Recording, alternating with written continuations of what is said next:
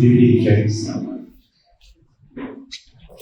Russian Center for Science and Culture in Kolkata welcomes you at this solemn meeting to pay homage to our great friend, Professor Vasudevan.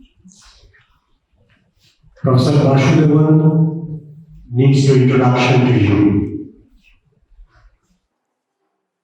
He's your friend, he's your guide, he's your admirer and he's your critic. I say he is because he will be with us forever in our life. We'll never be able to forget, and we should never forget, Professor Vasudevan, such an energetic person who introduced himself as a real friend to his students, to his colleagues, to his teachers, and also to the members of the family. We are having with us people from different walks of life, but all were attracted with the light of Professor Vasudevan. Mr. Vladmir Dementiev, Director of the Russian Center for Science and Culture in Kolkata, was supposed to give his inaugural address today. Suddenly he fell ill. So we are having a recorded version of his speech. I would like to request our colleague to initiate the program with a recorded speech of Mr. Vladimir Dementiev, Director of the Russian Center for Science and Culture in Kolkata.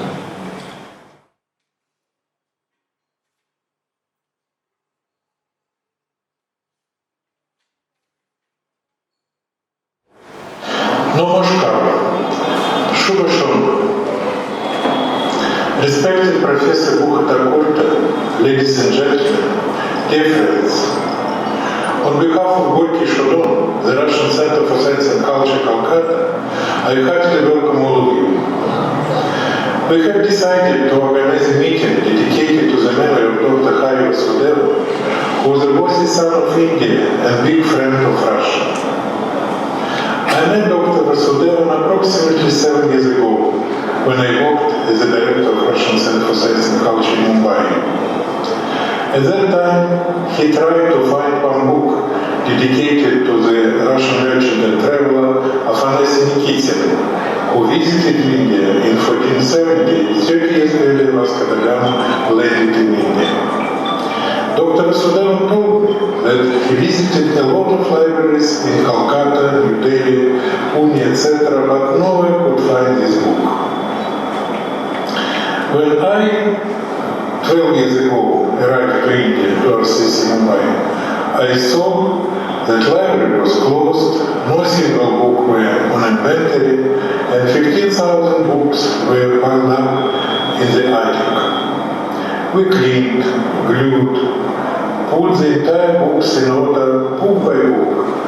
We installed metal racks, cleaned them from rust, painted them. We reopened the library. It shone with a new gloss. How pleased I was when Dr. Vasudevan found the book he wanted in our library. He was as happy with the book as only a real great scientist and researcher can be happy. This is the moment I will remember for the rest of my life. And one more point that characterized the Dr. Vasudevan. A week later, when he was already in Kolkata, I received an email from him with the words of gratitude. It hadn't been just formal courtesy. He reviewed our library as a whole, noting the professional approach to its organization. You can imagine the feeling with which I met him here in Kolkata when I was appointed as the director of Gorky Sadan 2 years ago. The radiance of his personality still illuminates our path. Thank you.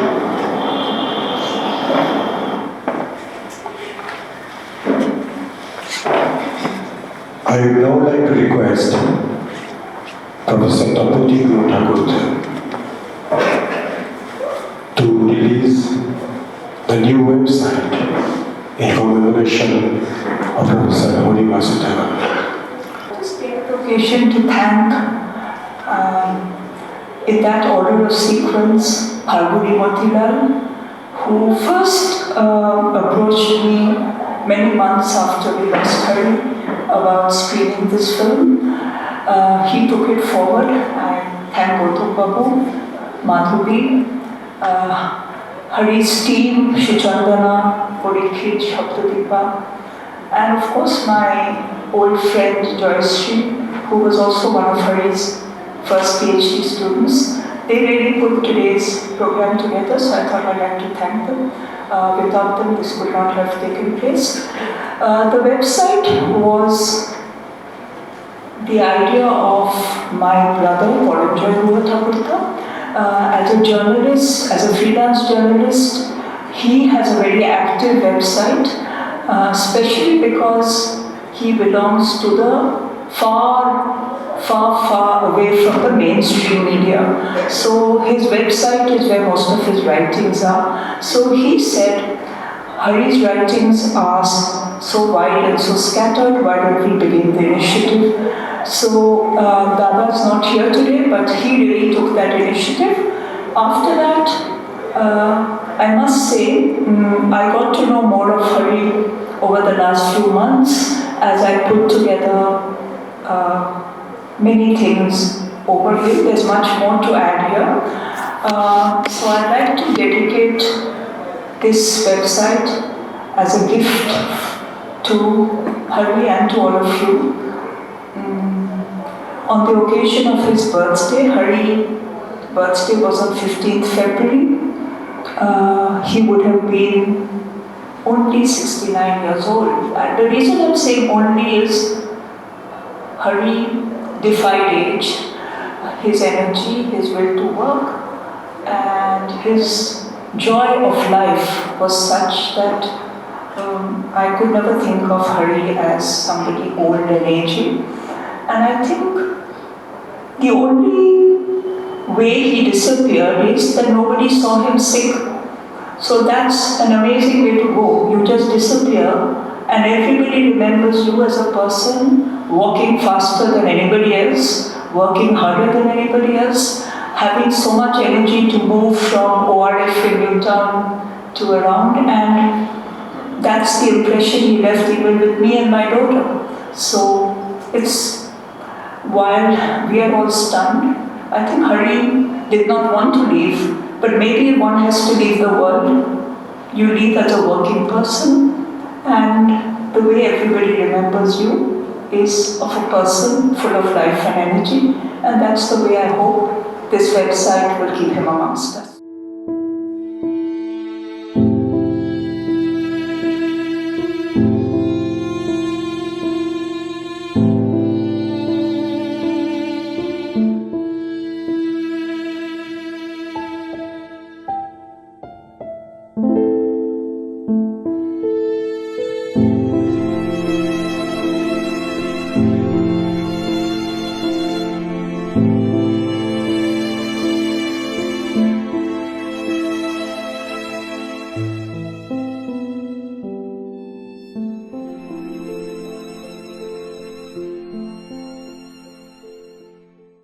We'll be listening to Professor Vasudevan's friends,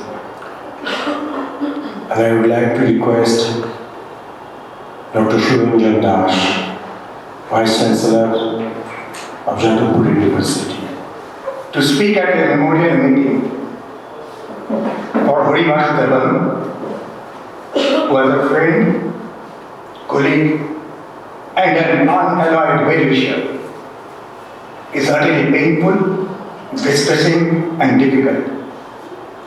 I suffered from the same stress by writing Hori's obituary for the paper. In fact, with Hori's passing away in May last year, I lost within a span of 17 months two of my best friends, both distinguished historians. Professor Mushiul Hassan in December 2018 and Hori in May 2020. These two deaths have been to me the two unkindest scars in my life. I shall try to recapture how Hori had mastered the historian's craft, nor will I seek to unfold extraordinary expertise as an institution builder, which reached its finest point at the Mudan Azad Institute for Asian Studies. Historians, teachers, scholars, and institution builders will come and go.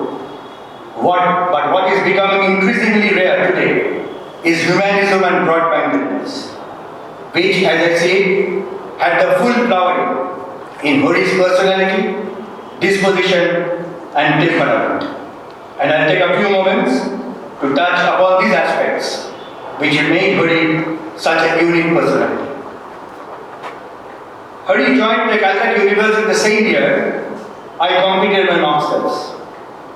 So my association with him was not through a formal teaching, learning, or institutionalized process. Calcutta University was, and still continues to be, an incredibly parochial place. You hardly found a non-member member in its faculty, and this continues to be the reality today. So when Hori joined the history department of the country's oldest university, it was the news.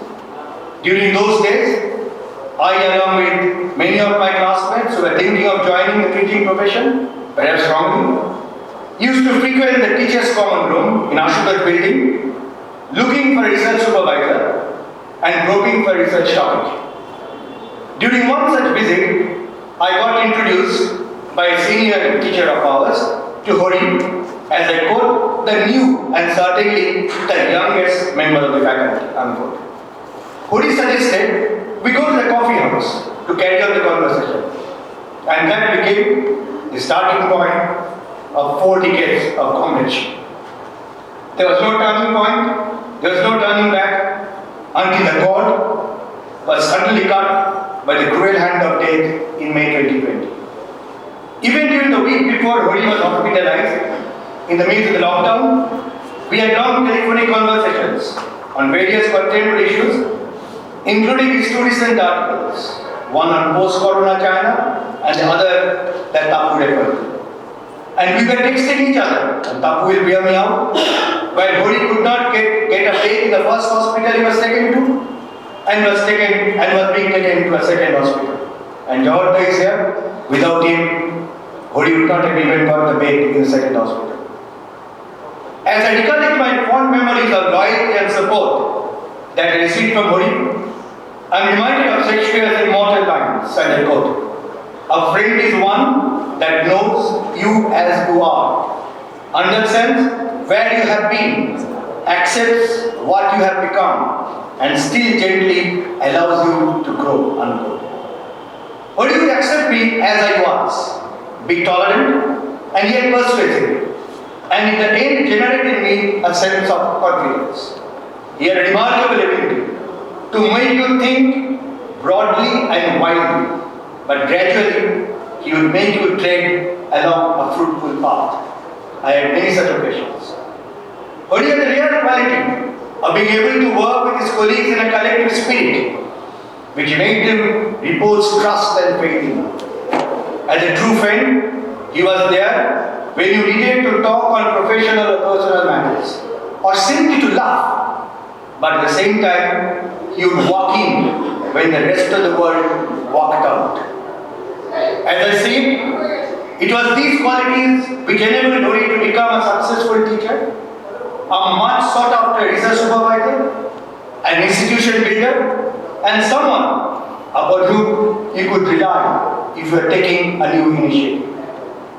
In the beginning of 2000, Calcutta University witnessed a remarkable expansion of social science research exercises. At one point, amongst all the state universities in India, Calcutta University was the one that hosted the largest number of area study centers, as well as centers at the Gandhian Study Center and the Nehru Study Center. And Hori was associated with each one of them. When the Ford Foundation made me an offer to establish a peace studies group at the Calcutta University, Hori was there to lend an effective helping hand. I pleasantly recall being a part of the former Prime Minister Manmohan Singh's delegation during his state visit to Myanmar. And when the University of Calcutta during that visit was selected to the nodal center of Indo-Myanmar academic collaboration, I first called Hori from Nipedo to find out if he would support this venture. And only when I heard from him an affirmative and assuring yes, did I agree to sign the MOU. Such was the faith that the university's academic community placed on Hori for all new initiatives. I will always remember with gratitude the help, advice and support I constantly received from Hori when I became associated with the academic administration of the Calcutta University. Hori was an excellent editor and he would unhesitatingly edit the writings of his colleagues and friends. I was one of the lucky ones who received this patronage, and I always recall how enthusiastically he edited my writings, whether academic pieces or convocation speeches. I fondly recollect how in December 2019, I collaborated with Hori to publish a volume in memory of Vasudevan, our common friend, and someone who, despite all odds, remained a source of sustenance for creative intellectual exercises. Hari's humanitarianism and eclecticism certainly facilitated his integration with the Kolkata mainstream. But I think Hari was also lucky to have people around him in his early years in the city who helped him to rapidly become a part of Kolkata's academic community. I will particularly mention here our teacher and Hori's friend from Cambridge days, Professor Jadavpur, whose house provided the space for regular addas for Hori and the upcoming generation of Kolkata historians, Vasudevan Chattopadhyay, Shekhar Bandhopadhyay, Arun Bandhopadhyay, Poriban Ghose, Bhaskar Chakravarti. I also had the good fortune to be a part of these addas. Such addas resulted in a volume on dissent and consensus, which was edited by Hari, Vasudevan and Professor Jadavpur. In fact, I should also mention here, Vasudevan Chattopadhyay's untimely and sudden demise was a sharp blow to the collective that was developing around the Calcutta University History Department. Hari would also join us in annual sessions of the Indian History Congress, which, as I said, helped him to establish a link with the Calcutta history crowd as it was called. I am sure Tapu will recall such pleasant trips to the sessions of the Indian History Congress. Hari never failed to celebrate his colleagues or friends' success, academic or otherwise. I particularly recall the dinner that he organized before he left Oxford to do medicine.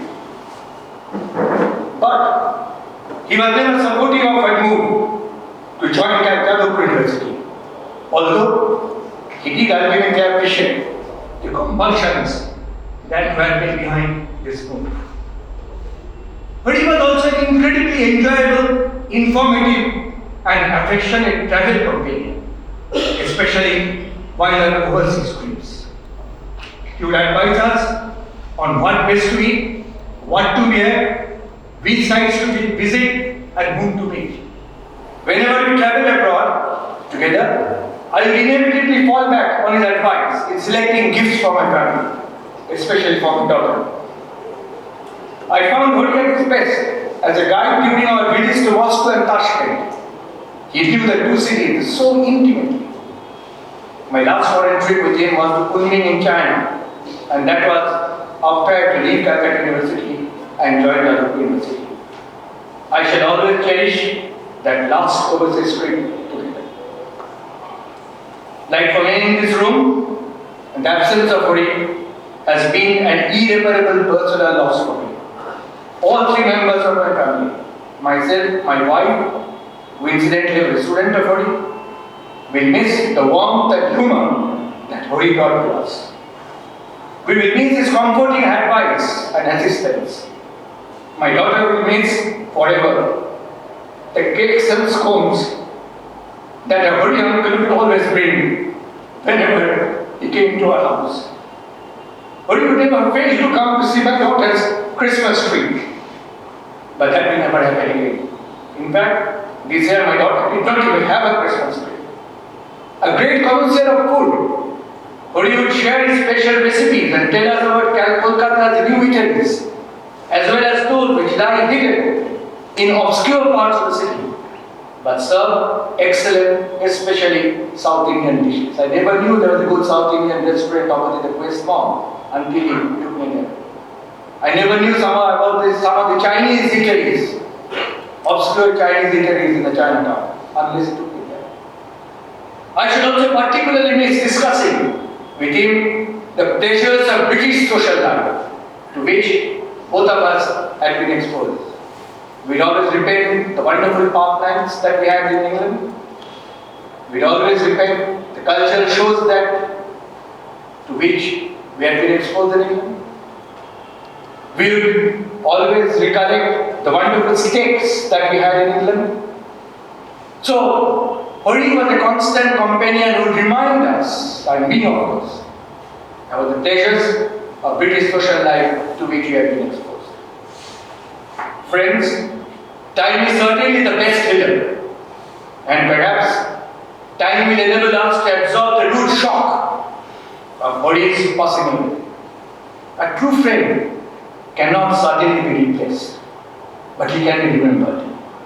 And such occasions as the present one are valuable, since it enables us to recreate the inspiring and creative days that we spent with a remarkable personality, each in our own ways.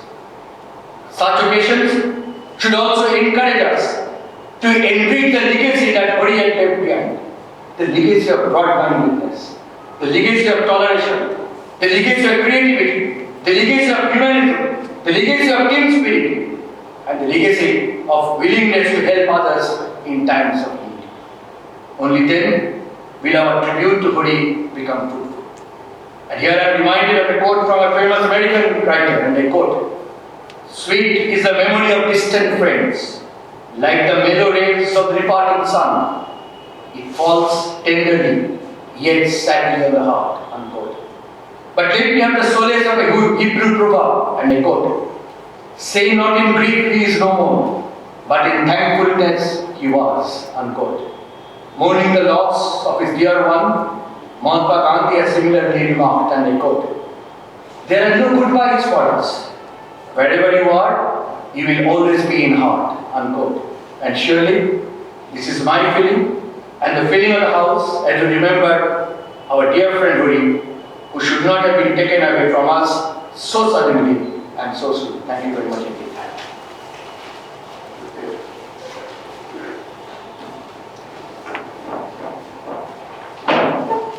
Thank you, Professor Dash, for sharing with us your hours, days and months, and years together with Professor Vasudevan. I would now like to request Dr. Jayanta Secretary and Curator of the Victoria Memorial, to speak on the occasion, who always cherish the loving memory of Professor Vasudevan.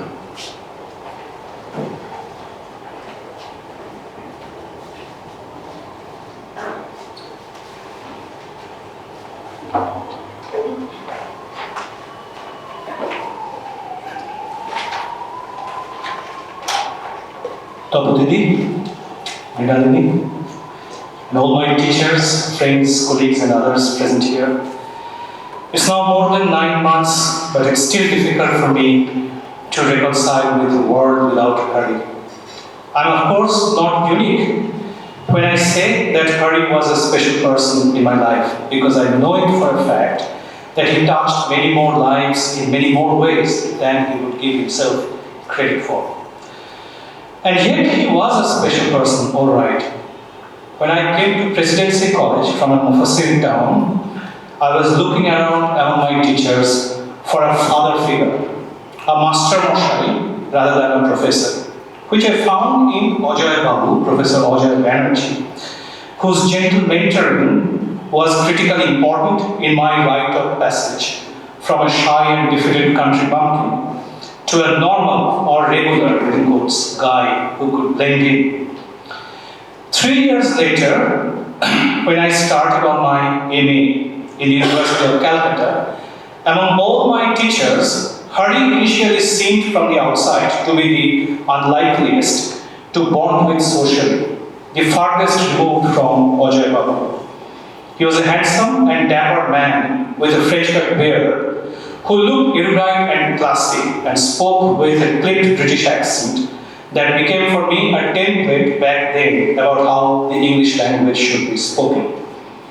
Sitting in the classroom where he taught us industrialization in the European continent, I tried unwittingly to internalize Hari's turns of phrase and his manner of pronouncing certain words, for instance, "oh" or "particularly." And yet, he was at this point a genial and kind figure revered from a distance, unlike some other teachers with whom I had greater informal interaction. I sat in his class, and he did know me a little on a personal level, but over a couple of years, we just fleetingly flitted across each other in stairs, passageways, seminar halls, and the like. He was still Professor Vasudevan for me, a figure of reverence and admiration. But it was soon enough that I got to know the other side of him.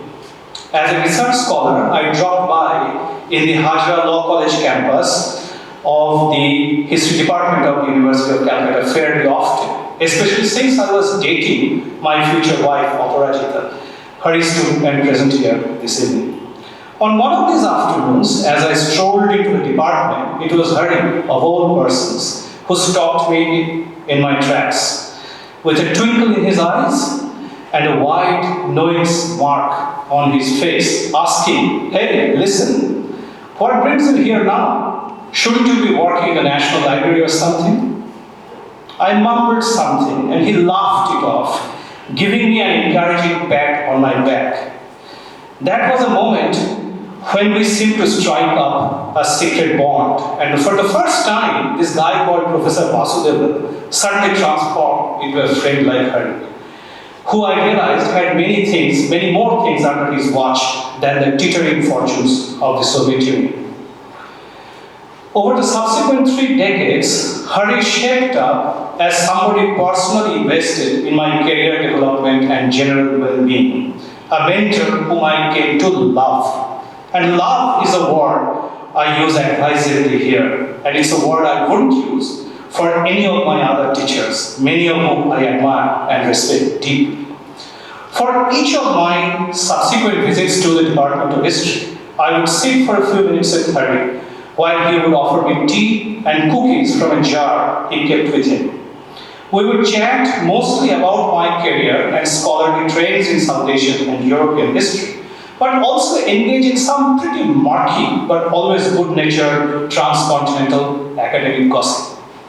During one of these Adda sessions in the late 1990s, when I was teaching in Jadavpur and contributed a few guest editorials in chaste Bengali for the Ananda Bazar Patrika, Hari surprised me by asking me if I had written a particular piece, probably on a teacher's strike going on at that time, and then saying that he would like to differ from the opinion expressed in it. I found out from him that day that chaste Bengali had grammatical and syntactical similarities with Malayalam. So he had simply taught himself to read the opinion pieces in the Ananda Bazar Patrika, in the editorial column. There was some of the other takeaway from all my sessions with him, and this was one of the more illuminating ones. I know many people all over the world have received Hari's capacious bear hugs. I will recount two of them. One was in 2000. I had applied for a Fulbright grant in the previous year's application cycle and came to know that I was an alternate, that is, on a waiting list of selected scholars who would get to travel to the US only if the US Congress sanctioned additional money.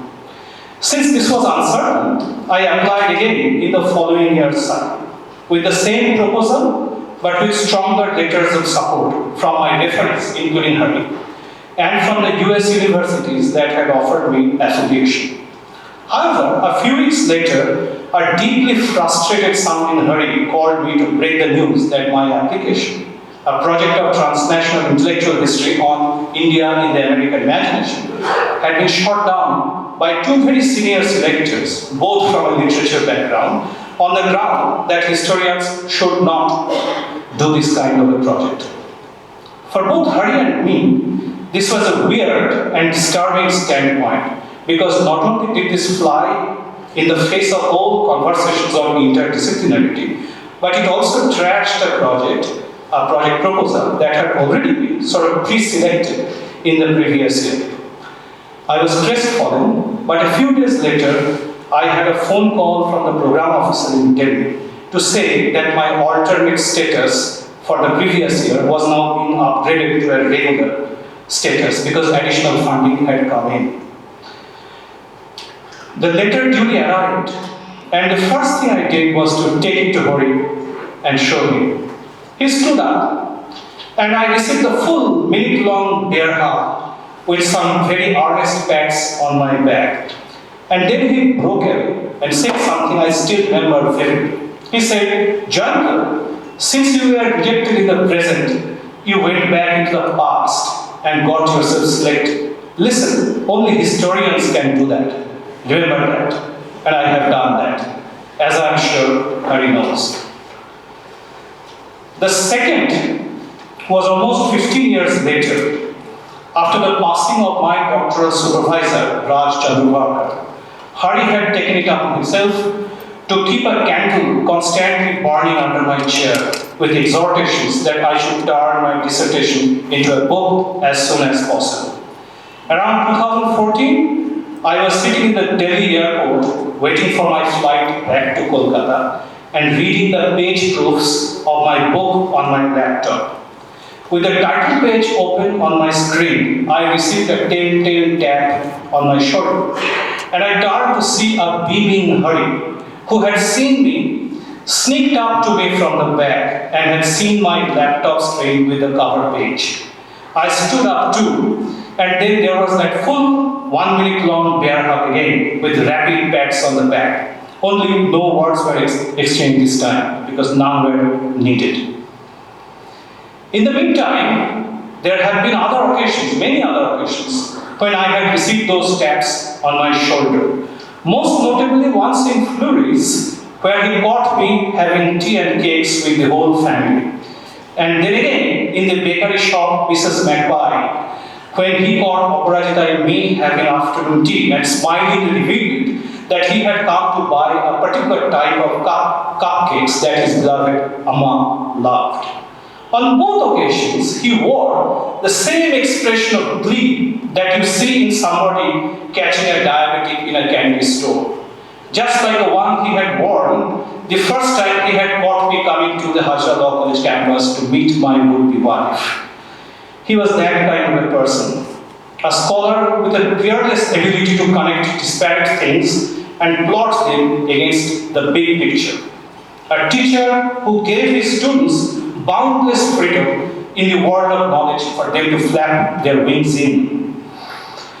A man with a capacious vision and an unfathomable generosity of spirit who would struggle smilingly and gracefully to fit into a world shrinking with each passing day into increasingly insular bubbles. And he's now gone.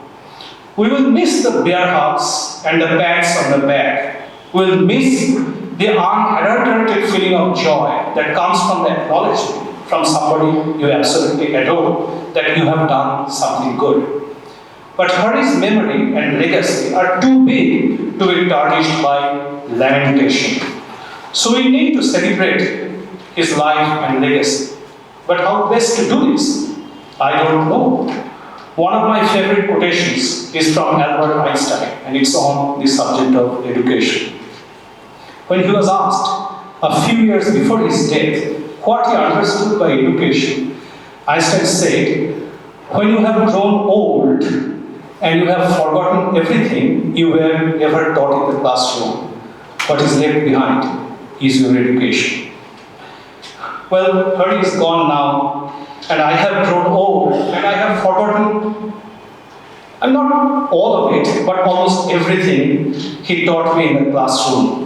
But he leaves behind in me, in us, the essence of his wisdom. We are historians, and when we feel squashed and hedged in the present, especially a present that cares little for history, we go back in the past. We dig into our very beings and we gather the wherewithal to fight back and to soldier on. Thank you very much, Hari, for that. Thank you.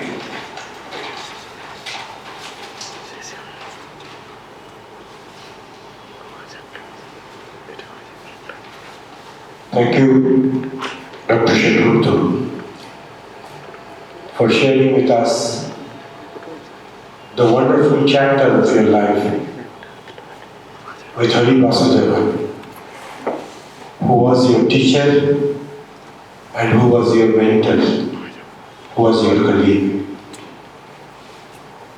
I would now like to request Professor Kunal Chattopadhyay of Jadavpur University to speak on the occasion. When I was still an undergraduate student, my teacher, Professor Sircar, had introduced me to Hari as a young Russian history specialist who had joined Calcutta University, and that had immediately interested me because Sircar already knew that I was going to take up Russian history as my specialization at the MA level. And my last meeting with Hari was in 2019 when we held the last of our palavars before the lockdown, our Center for Studies in African Literatures and Cultures in the Arts Faculty of Jadavpur University, who calls its conferences palavars. And Hari had suggested a keynote speaker for that, a former diplomat, Sircar, who was a friend of Hari, and he had come himself. So we met over all these years for very different reasons. One of the most interesting things about Hari that I have always found, I was never a student of Hari in class, although he was one of my two supervisors, and I'll certainly speak a little about that. But this was in Kolkata, where we had, and this is something where I'm actually paraphrasing what he told me, that we have got two orthodoxies operating in Kolkata among historians. One is a very rigid orthodox kind of Marxism, and the other is a very strong subalternism which goes to war against that Marxism, and Hari was part of neither. Hari was a good liberal, which actually gave a lot of people space to talk with Hari without being drawn from a very early stage into wars between these two camps, which made him an approachable figure, which made it possible to discuss things with him in a dispassionate way. And at the same time, I have found him with a range of knowledge about, and there have been so many people who knew their particular domains very well. But Hari was so, he was so well read in a very positive way in so many areas of history. As we were talking today, Jayanta mentioned Rila's book being inaugurated and Hari talking at length about Asian history and maritime history. He could talk at length, and calling him up was always an hour-long conversation. Once he talked with me for over an hour about the Goldhagen thesis, and on another occasion, an equally long conversation about Arno Mayer's work on the persistence of the old order, whether it was right or wrong, comparing Mayer with the specifically German studies and so on.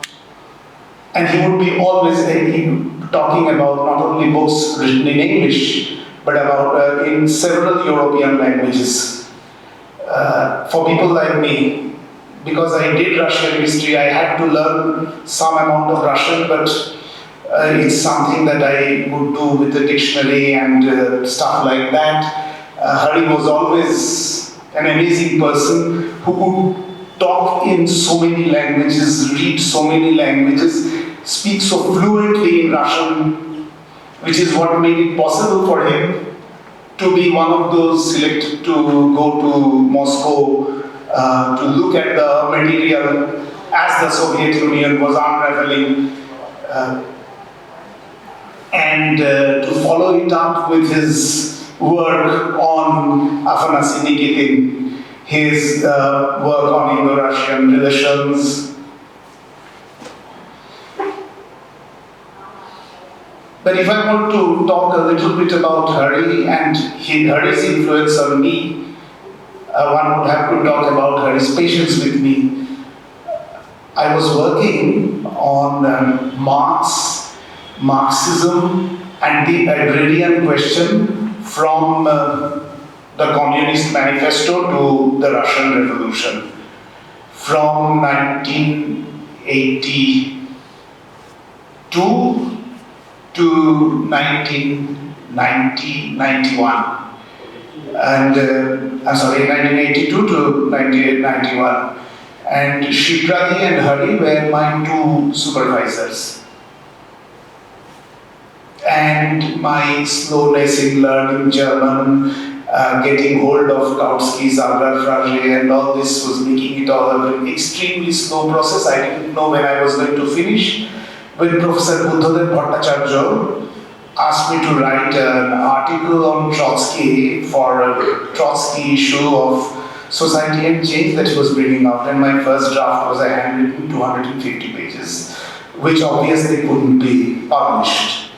So Professor Bhattacharya suggested that I should turn it into a PhD thesis, and I was grateful that Hari and Shiprati were both willing to accept such an extremely dramatic shift from Marxism and the agrarian question to the Marxism of Trotsky. And after that, I faced, I'm grateful to both of my supervisors, but for reasons which are quite distinct. Shiprati was forever afraid that I was talking about a European figure, and she was determined that at least one examiner would be a European. If I didn't keep up abreast with the latest texts, the thesis would be rejected. So she would insist that I would have to look at the latest stuff. And Hari's main contribution was to tone me down, that listen, this is not the last work that you are going to do in your life. You'll be writing more. There's a story which I have written earlier, but which I can tell again. Chapter 2, first draft, when it came back from Hari, there was a pencil note at the top. After page 4, go directly to page 74. And he asked me, exactly what are you trying to do? I said that, well, I'm looking at the discourse and therefore I'm looking at everybody and trying to place Trotsky within that discourse. And he said, yes. And how many volumes do you think your thesis is going to be? As it is, people who are in Jadavpur or have been in Jadavpur like Jayanta know that it was a 2-volume thesis of 903 pages. And if Hari had chopped it drastically, it could have been 5 or 6 volumes. And I think that no examiner would have ever examined it. But that's not the only way that Hari influenced the work. The other key focus was, as I said, that Hari was a good liberal, and it meant that Hari was always insisting that you are compelled to look at all sides. You can take your position, but you do not start by saying that this is my position and therefore I am going to start by taking pot shots at everybody else. And that certainly benefited the work.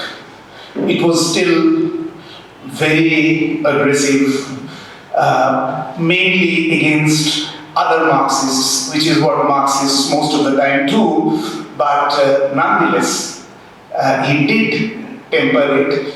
He compelled me to go through a sizable body of work, and that's the other thing that I learned from him, that his work as supervisor wasn't to make me into his clone. He told me that there are 2 kinds of supervisors. Those who want their students to turn out works which are extensions of their work. And he named scholars from various parts of the world, including India, and therefore I shall certainly not name them. And he said that the other is that you accept that your student is somebody else, somebody very different, and your task is to try and bring out the potential in that work, not to turn that work into something that you would have done. This is something which I have tried to remember when eventually I have been old enough and had students doing their PhDs under my supervision. Our connection with Hari was often done in various fields. For example, when we set up this Center for European Studies in the Department of History, it's no longer functioning very well as far as I know, but in the early years, it did do quite a lot of work. So when Calcutta University and other universities, after many years, restarted courses on Renaissance, Reformation and so on, which Jadavpur had never given up in the Department of History, we organized a 2-day workshop for college teachers.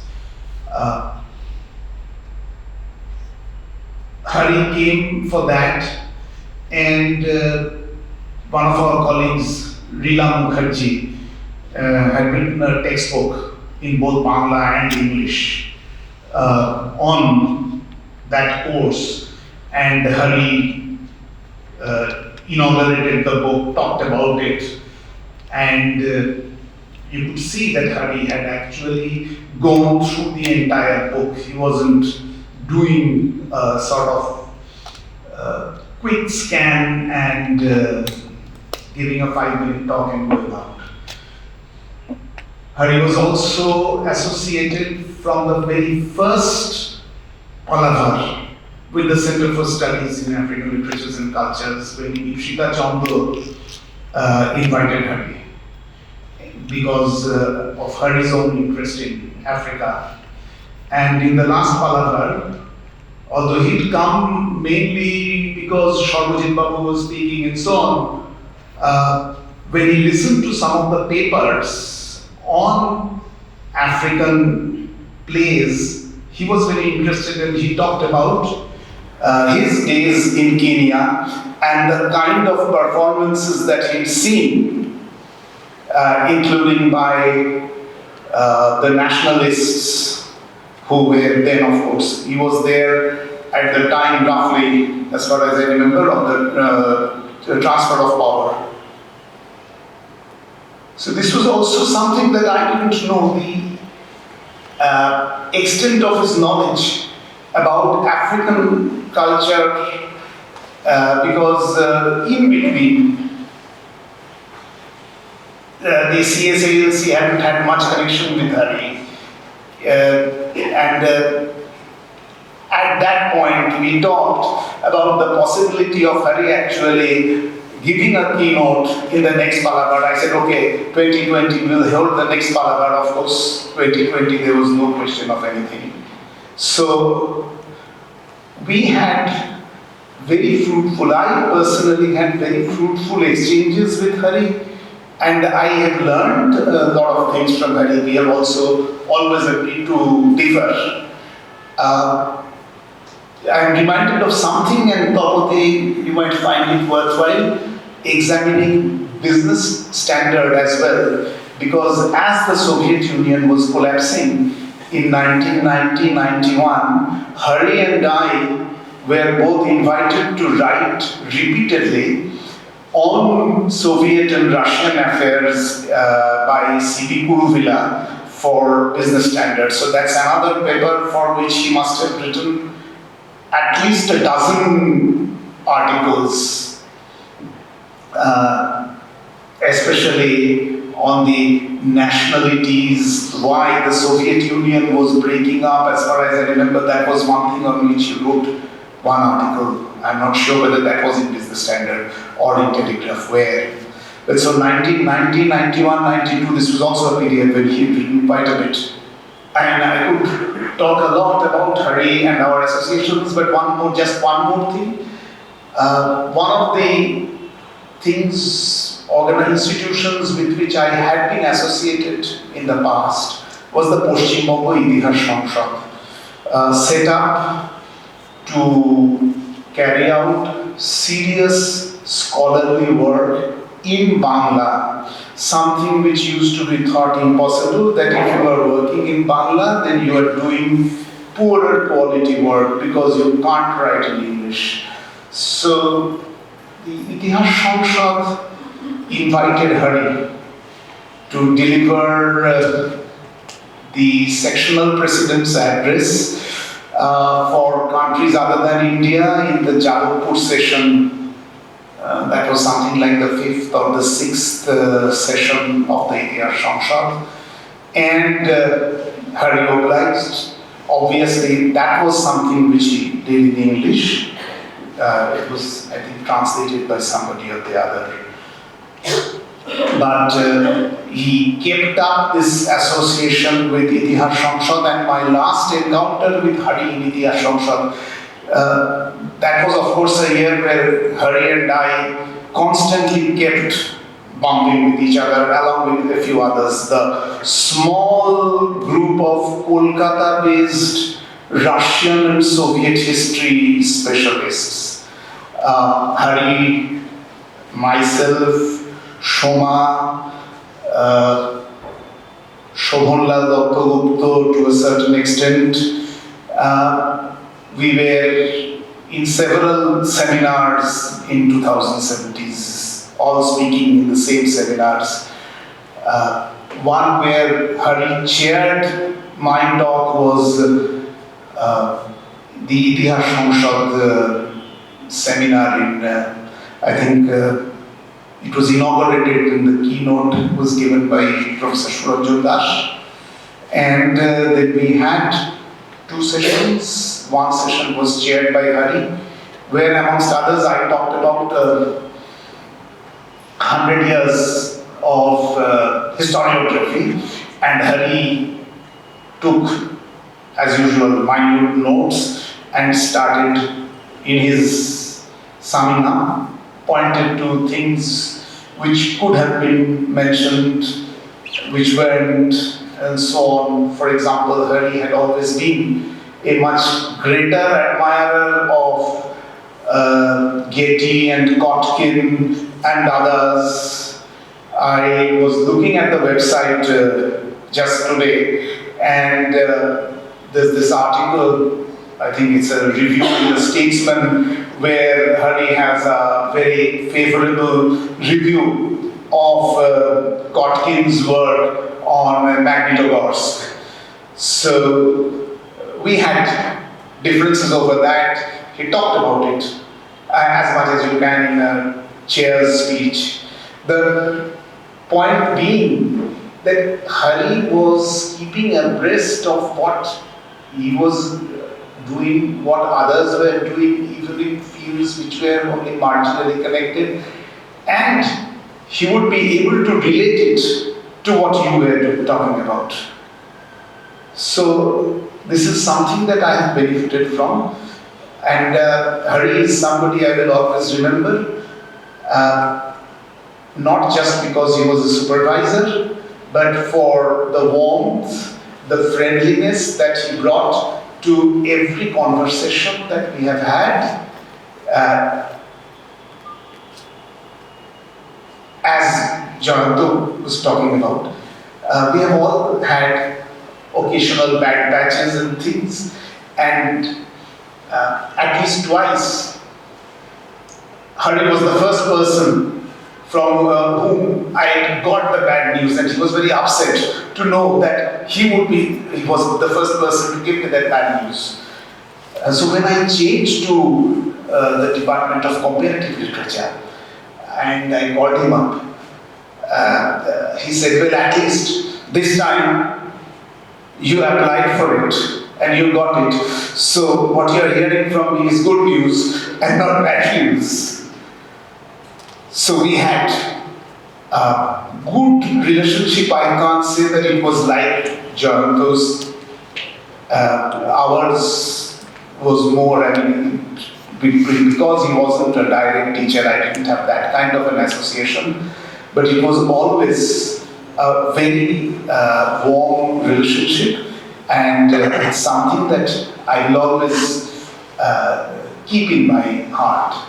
And thank you for calling me once again.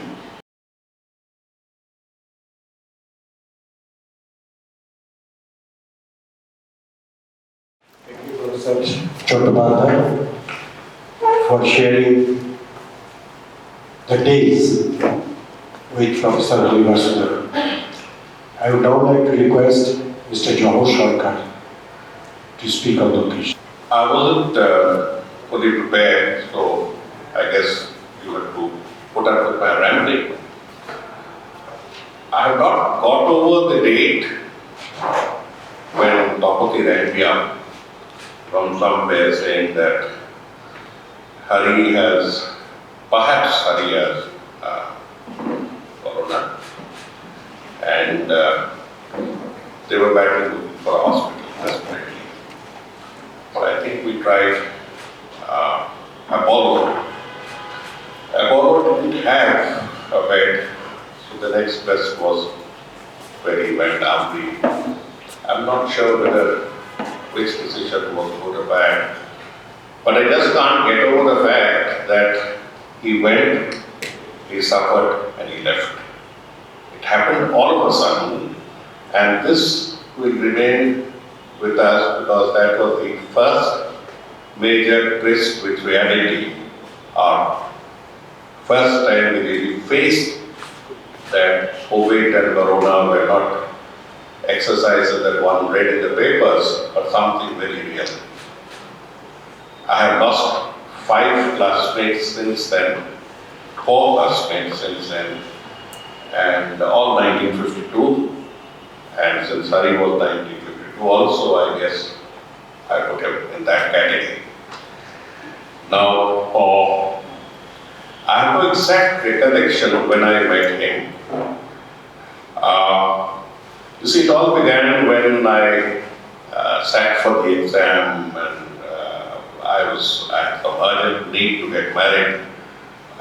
after that, I had to prove my worth. There were all sorts of, all sorts of issues that had come up much too early. And Sheta is here, so Sheta will remember that while I was in MA, I left, took a job. I didn't leave it, my friends gave my proxy. The whole thing was the necessity. I took a full-time job, I was working as a management training somewhere. So anyway, so it all began when one gets in and then realizes that administration is a highly mentally debilitating occupation. At the end of the day, when you come to think of occupations, many of them are mentally debilitating. So at 69, I shouldn't be so choosy and pick up one. But the only thing I can give you an assurance, having been through it for 42 years, that it has some special genetic propensities within it to crush whatever thinking powers to have. Compliance is what is sought for, and if one had to stay alive, there was something else that one could do. So many of my friends went in for other occupations like drinking, playing golf, having affairs, all sorts of things to stay alive. I stumbled in as a complete rank outsider into history. I abandoned my own subject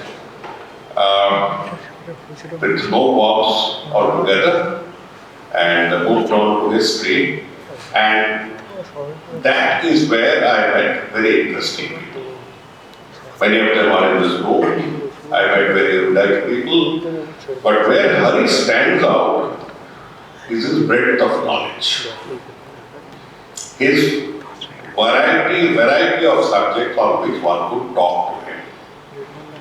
Within a few years of tinkering around in history, I realized there was no point in asking X about Y, because like true specialists, they knew more and more about less and less. So if you ask them something that lay beyond the less, they would look as flabbergasted as I would. So I had to move on, and if they were nice enough, they would tell me somebody else or some other book to check out.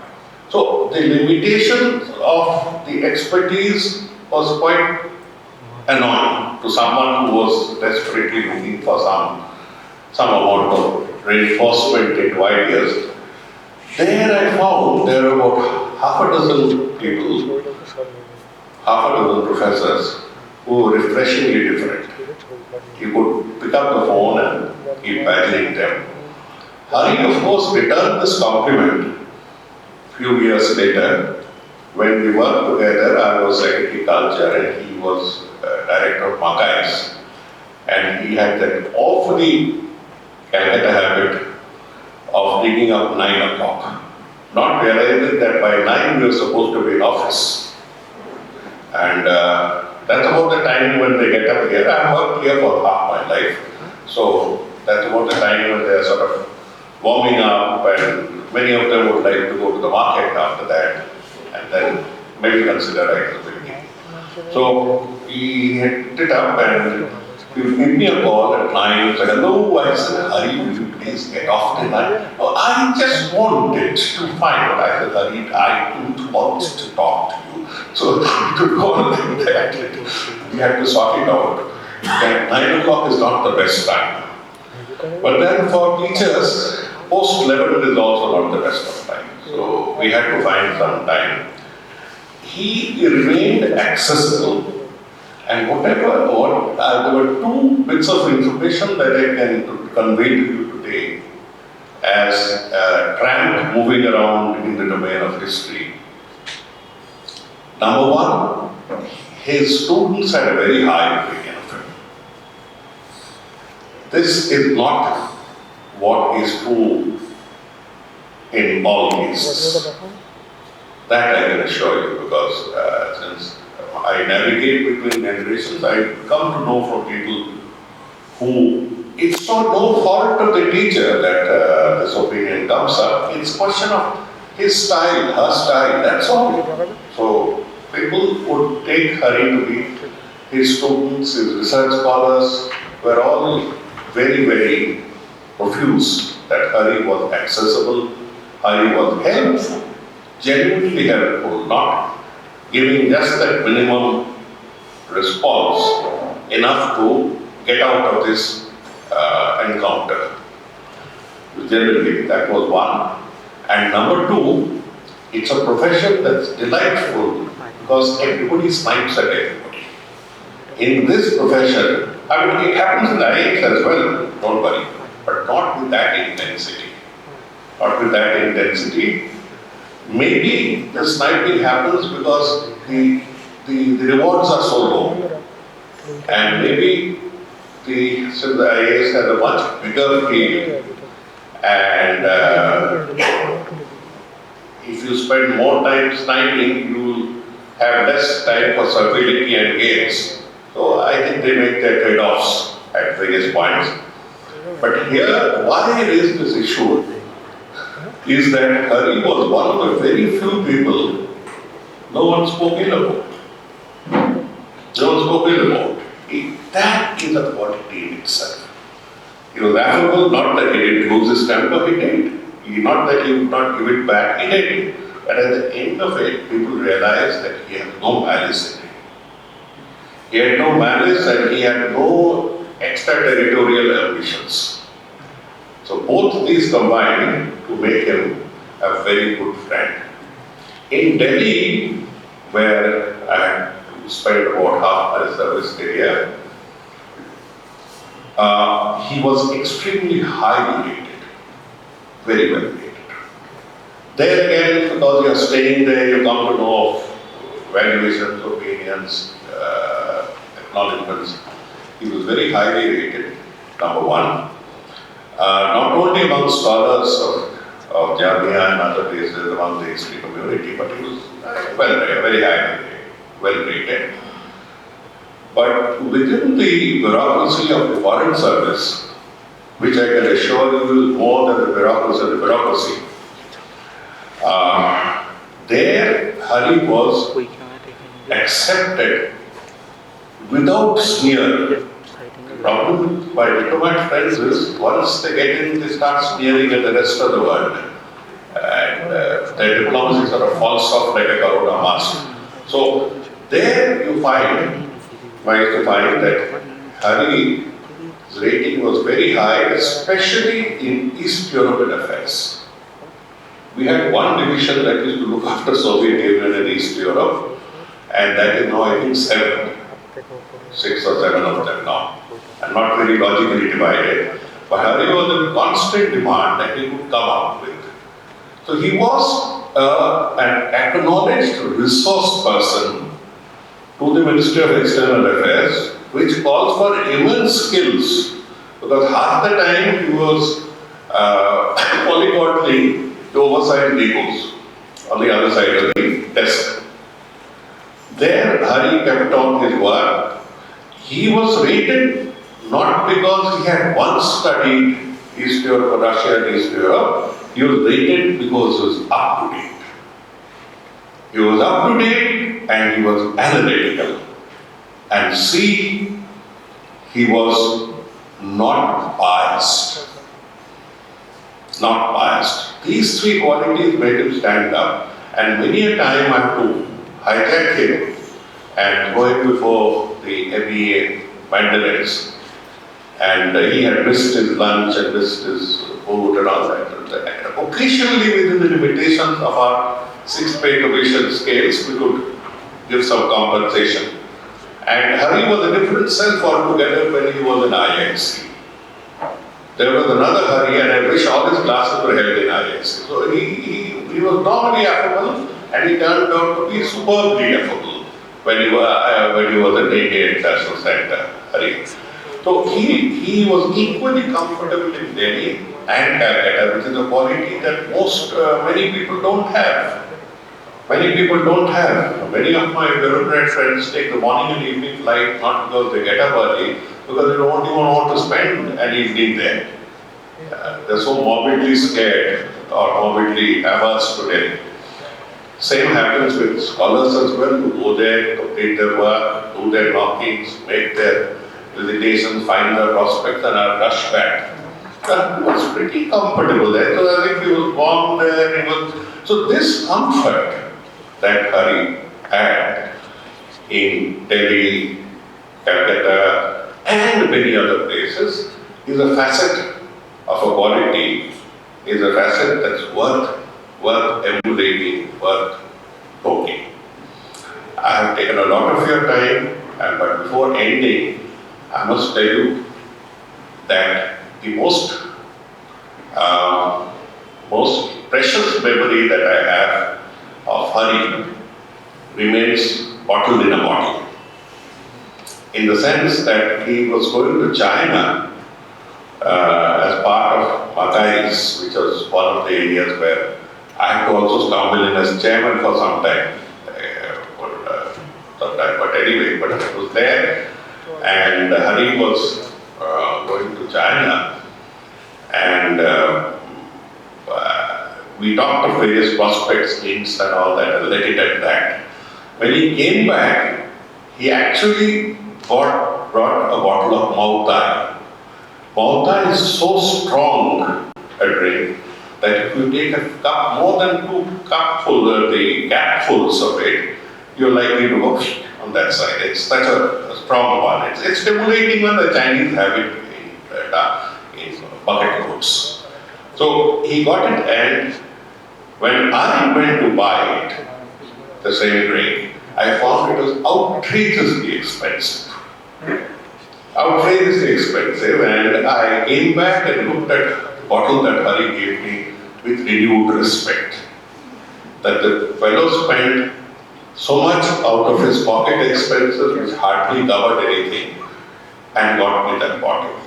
It's half empty, half full, whichever way you look at it, and I shall treasure it till I join him upstairs. Thank you. Thank you, Mr. Shankar.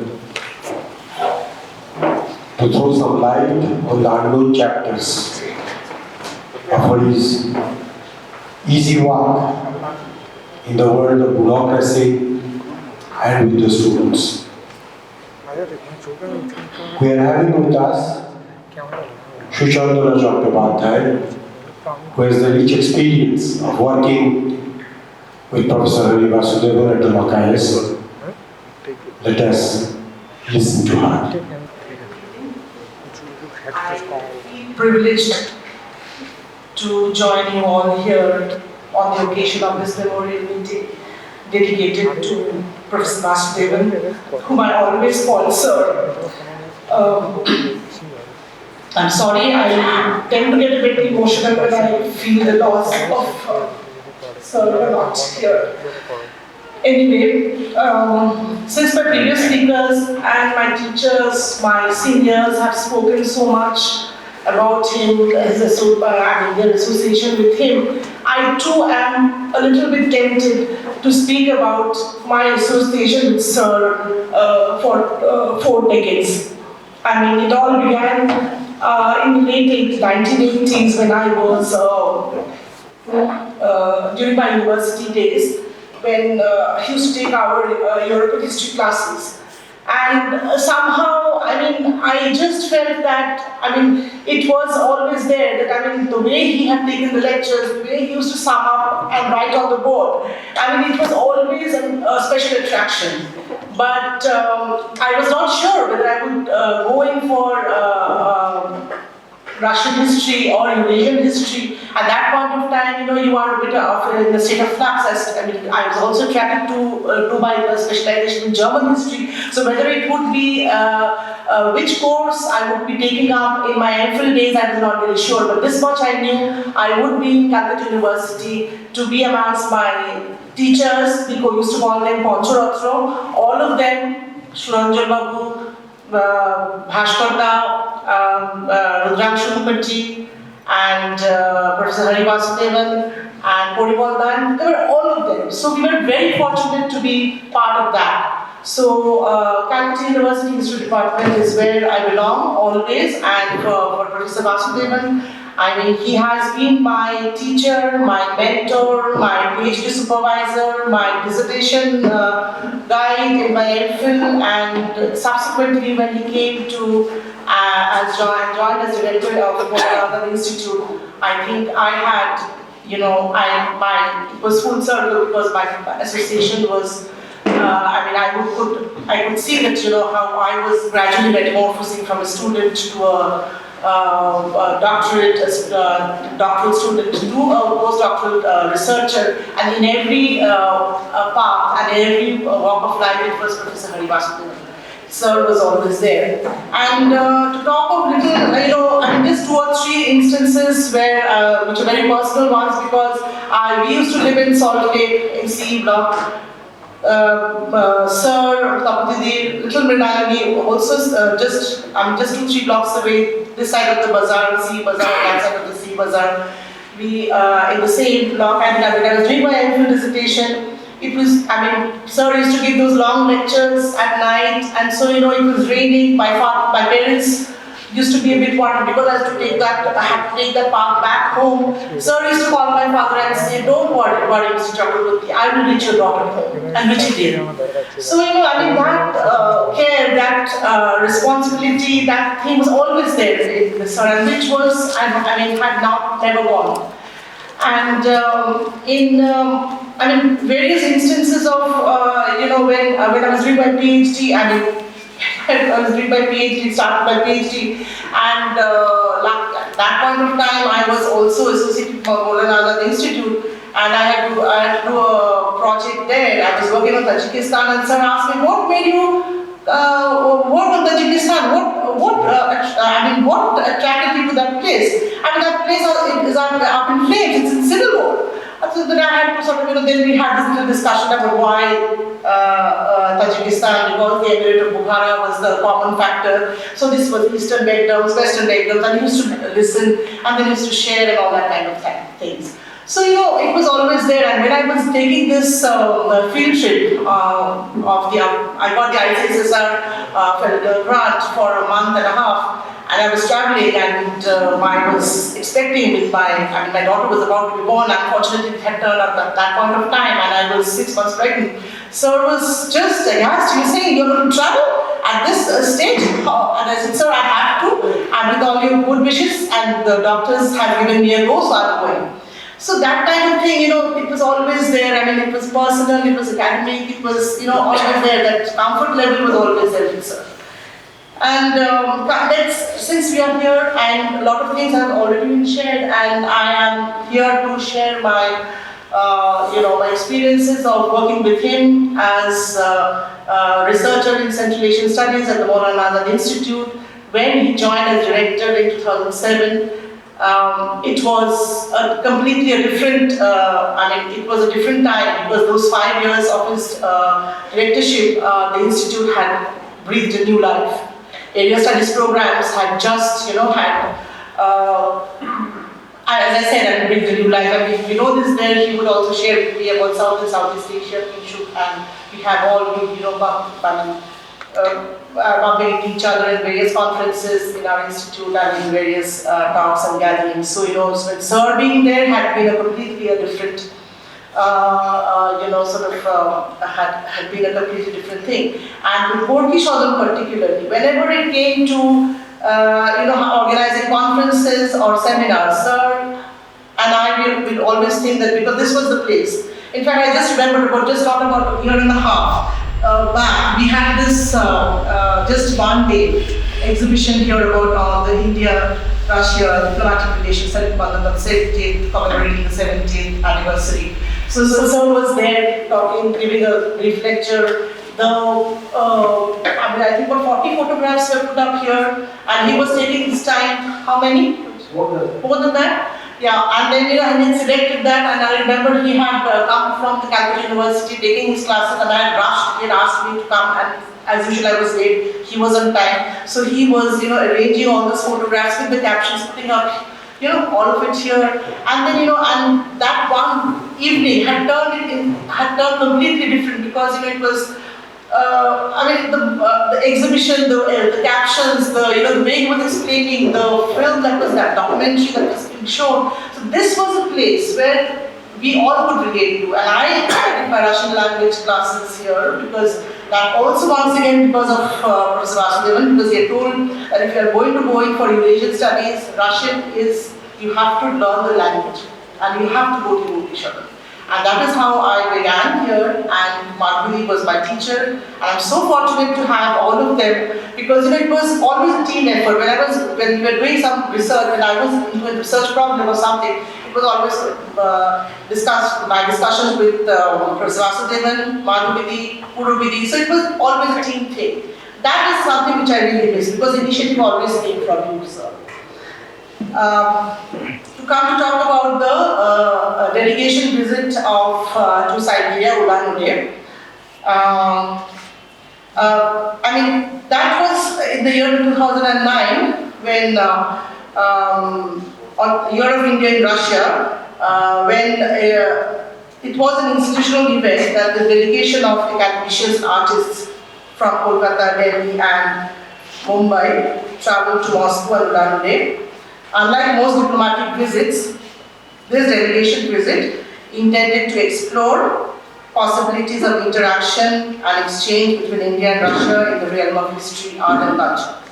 It was hoped that through exhibitions and festivals, this visit would be a game changer and refresh the image of Drushva Narodov, that is a friendship of peoples, between India and Russia.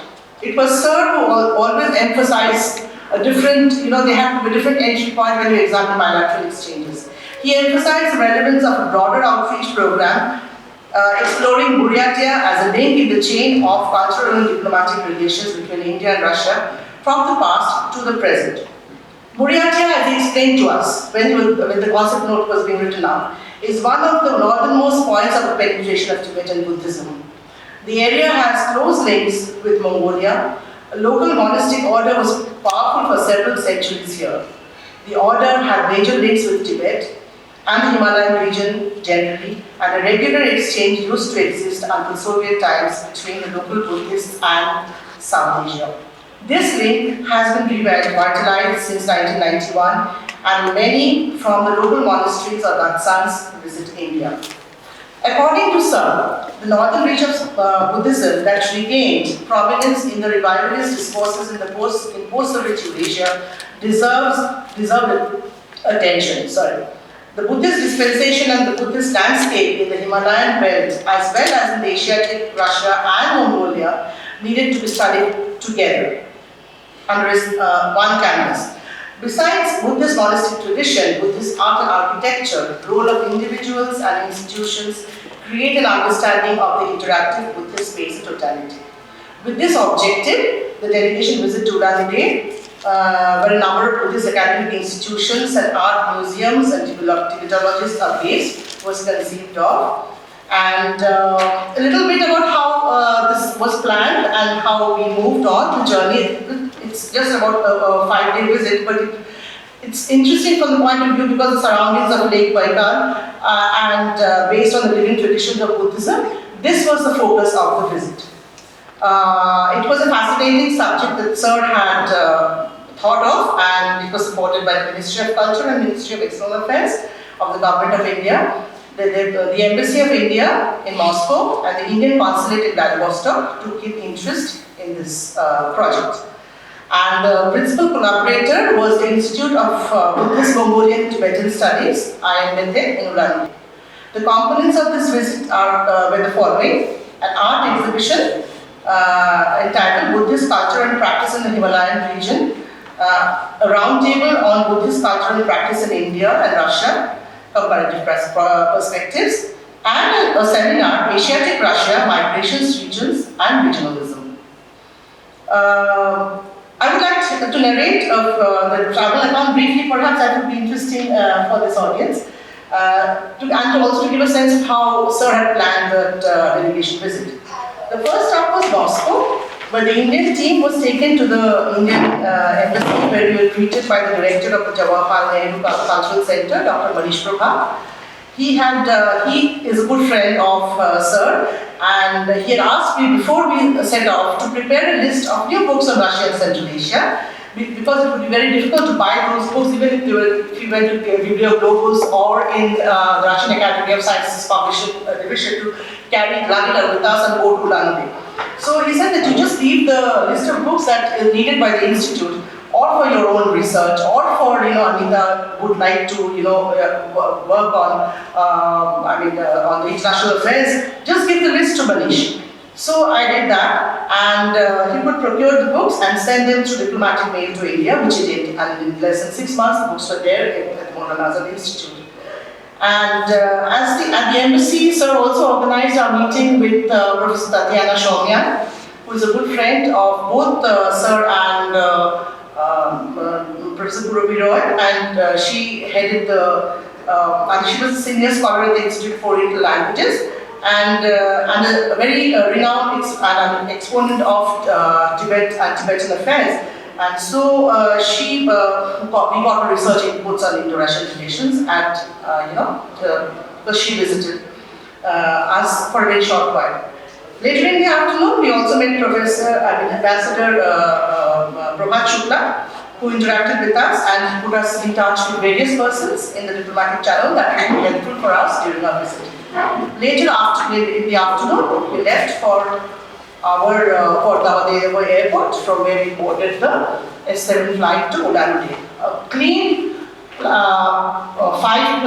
hours, shift from Moscow time. So we reached Ulan-Ude in the wee hours of the morning of 19 July, and there on this day the exhibition was inaugurated. This was at the Art Museum. I have the photographs with me in my C8 expansion drive. This time after this, everything, the entire thing, I can show some bits in the website also. Yes.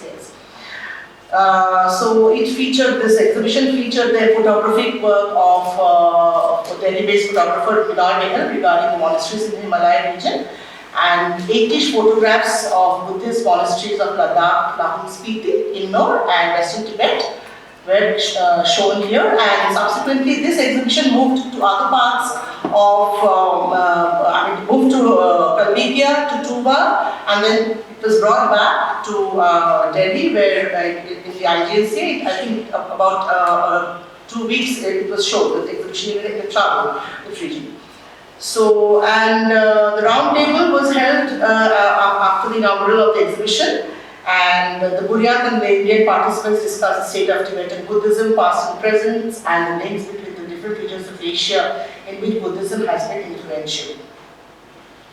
Subsequently, we were taken to the State Drama Theatre, where a concert, Russia Welcomes the Mongol World, was organized, commemorating the integration of Mongol groups with Russia. So all these facets of the delegation, of the first day of the delegation visit, were very interesting because it brought various components of not only just Russian and Buddhist, Buryat identity, but also how the element of Buryatness was, we could see, for most of us it was the first time.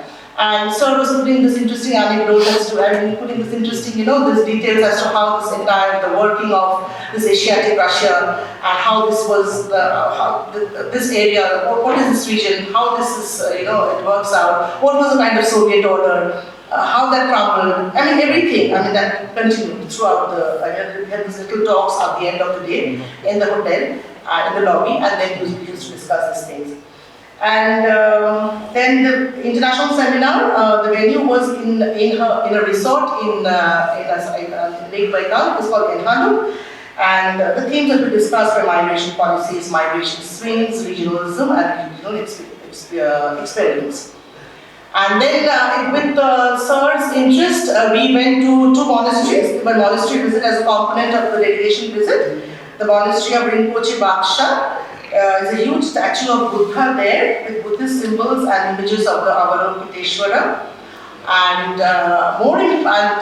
more popular was the monastery of Khamulama in the Ivolginsky Tatsar, which is about 15 kilometers from Ulan-Ude. And here, this place is like a pilgrimage site for the practitioners of the Buddhist faith who believe that in the eternity of souls who have dedicated their lives to the practice of Buddhism.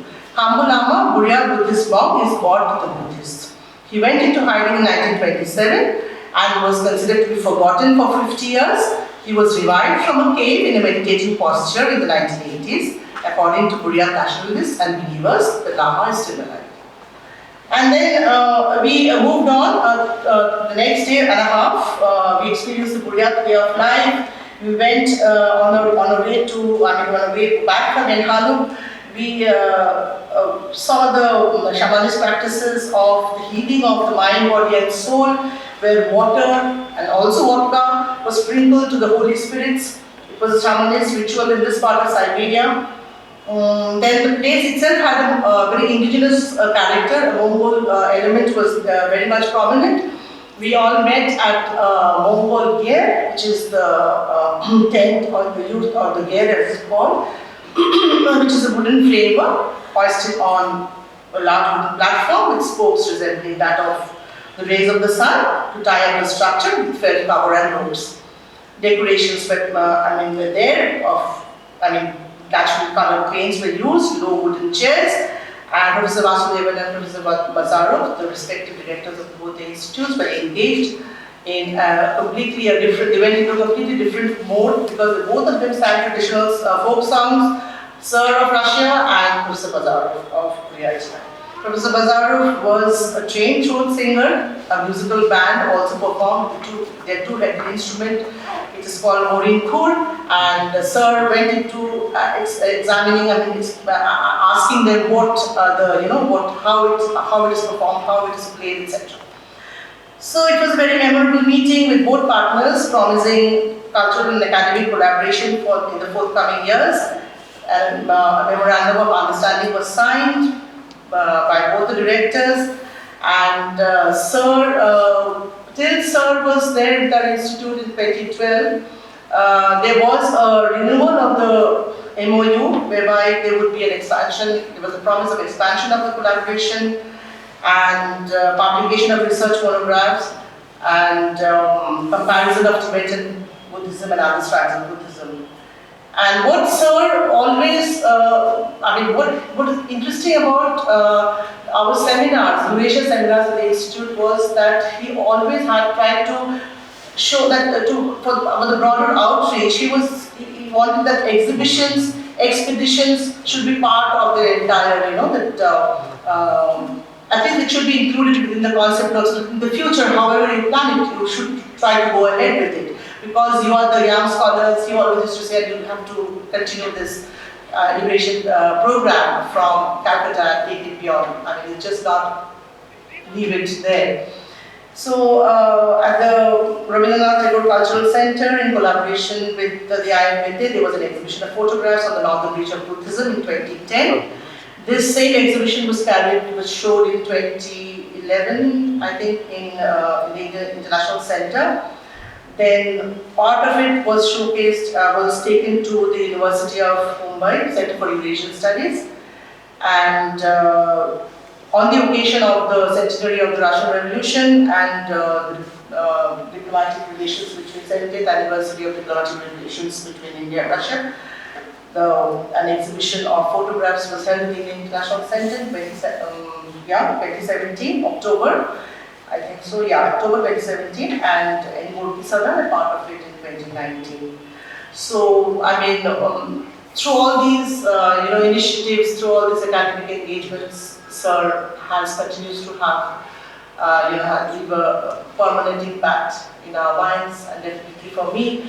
And I'm very, not only my association with him did not end with Maulana Azad Institute, because when I completed my my term there in 2015, like many others, we moved on because that institute has now, has a different sort of it works on a different plane. So most of our 22 scholars, we moved out, and we went into different directions. I took up an ICHR project. At that point of time also, I used to visit the China Center in Calcutta University. He should bear me out in that little cubicle. Sir, you would open the room, he should have the key. He used to tell me in the morning, whenever you plan to go and work there, just work there, be there and work. You have to sit in front of a computer and do, just not work from home. Be there. I look at the various things. So, in China Center, I was there working for a few things. Like once again, it was always good because sir, come up with some new book. Have you read this biography of Chattopadhyay? They used to come in hand and used to make an instant copy of it. I said, I'm giving it to you, but remember, you make 2 copies out of it. Not if you lose one, you have another one. So that is the thing. I mean, that continued. I mean, the last phone call, last conversation with him was on the 7th of April. I have not erased that from my phone book. He called me, yes, madam, what are you up to? So that was 7th of April, 2020.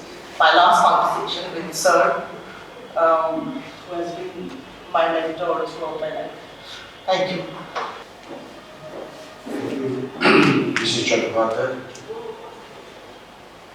for telling us your personal experience with him as a mentor and also as a co-traveler. We have one more person with us who was like a co-traveler with him.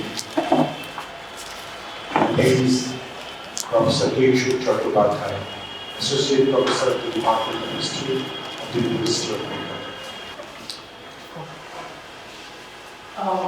I'd like to thank Tapati and Gorky Sadan for having me on dais today to speak very briefly about Dr. Vasudevan. I assure you, we are running late for the film, and it's more important that we see the film than hear me reminisce anymore. We have had a fantastic sense so far from all the people who have known Dr. Vasudevan much longer than I have known, much closer than I have known.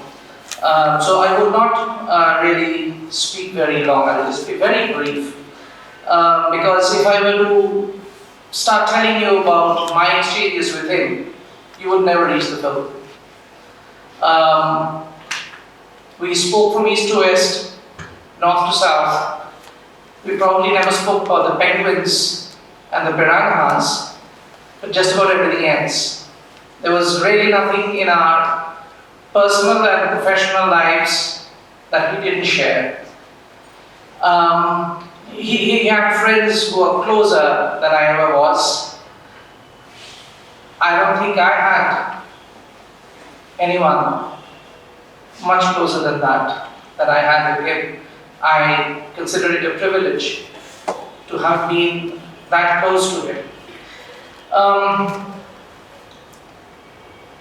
Much of what I have learned as a student of history, there have been many sources, but he was perhaps the most formative. He had the most formative experience. He had been the most formative experience in my life as a student. I would probably I'm probably flattering myself when I say that he trained me to think. He certainly trained me how to write. If I write recent prose today, much of the credit goes to him. But I'll tell you what he means most to me, apart from the person that he was as a historian. He has taught me. He never told this to me in as many words, but he has taught me how to follow a story. And what you're going to see, this documentary film, is an exquisite example of how a historian should go about his trade. In this age when we learn our history from WhatsApp posts and Facebook posts, which are hardly worked, mostly conjured, Dr. Vasudevan was following the story of Afanasii Nikitin that I know for at least 20 years.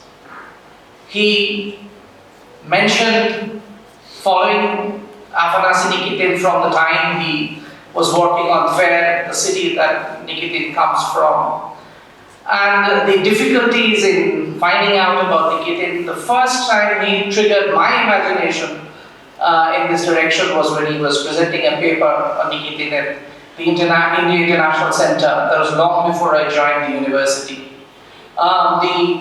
This tour that you see in the shape of a documentary film was made when, even that was before I joined the university.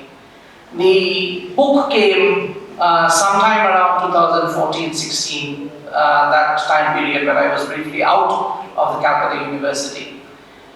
And even a few months before he passed away, he was talking about what he said was his bedtime reading. Now, what do you read in your bedtime? Tells a lot about you, I suppose. He used to read Farishta because he wanted to tease out the nuances that are there in Nikitin's account of his travel to India. And I had asked him once that you have presented at least 2 papers, made a documentary film, written a book on it. What more are you going to do with it? What he gave was a kind of enigmatic smile. I decoded it to mean it's just the beginning. If you are chasing a story for 20 years, it's not long enough. You need a lot of patience that Kunal was talking about as a definitive feature of Dr. Vasudevan as a person. I would not strain your patience anymore. I think it's time we now moved on to the film and find out about this man who was tracing Nikitin's journey almost backwards. Nikitin came from Russia, through Persia, into India, and the most curious part of the story was he never made it back to Tver. He died shortly before reaching it. The accounts are not there to be found in any one single book. Nikitin has been copied only in extracts, so there is very little of his accounts of travels to Russia, very little of his accounts of travel to Persia. Dr. Vasudevan's understanding was this is probably because many other Russian travelers had written about Persia and their travels, so Nikitin's account did not merit a kind of recounting. It was his story of India that fascinated Dr. Vasudevan. When I heard about this story, fascinated me too. And if you haven't had the rare privilege of knowing about Nikitin from Dr. Vasudevan, I think let's not waste any more time and get on to it. Thank you so much. Before we take our journey beyond 3 seas of Afanasii Nikitin, Professor Chattopadhyay gave a small introduction of the background about the film. We are having with us another friend of Vasudevan, who is friend and who was a big admirer of Professor Vasudevan, who took part in this journey with Professor Vasudevan in the Footsteps of Afanasii Nikitin. He is Mr. Falguni Motila. We will be listening to him, but before that, I would like to request my colleague, Madhavi Bhattacharya, Director of the Institute of Russian Language, to read out a short note. We are receiving many notes and letters from many admirers, from many friends, for this day particularly. We have chosen only one, and I would like to request Madhavi Bhattacharya to read it out. Assistant Professor, Department of French, University of Delhi. I met Professor Vasudevan for the first time 4 years ago in Calcutta to seek his advice for my research work. A brief meeting with him has left an everlasting impact on me. More than Professor Vasudevan's detailed knowledge of diverse subjects, I was flattered by his down-to-earth attitude. He would go away to beyond to help others, even if that other is not of any acquaintance. This intellectual genius and adorable personality left for the heavenly abode without giving us an opportunity to fare a bit. This memorial meet has given me an opportunity to thank him for his advice, his support, and his love. May his soul rest in peace. I would now like to request Mr. Bhalguni Motilal to say a few words. Already late today, so I was supposed to make a speech because I only want to express myself through this forum. I still don't believe that Hari is no more. He has taken away part of my soul with him. Of course, I didn't spend so much of time with him as others did, but so many evenings we spent. He used to drop in my house. And I just can't imagine that such a erudite person could spend so much of time with a person who doesn't know much of Nikitin, much of history. And so, in fact, anybody who came in contact with him, they all were amazed that this gentleman is a profound scholar.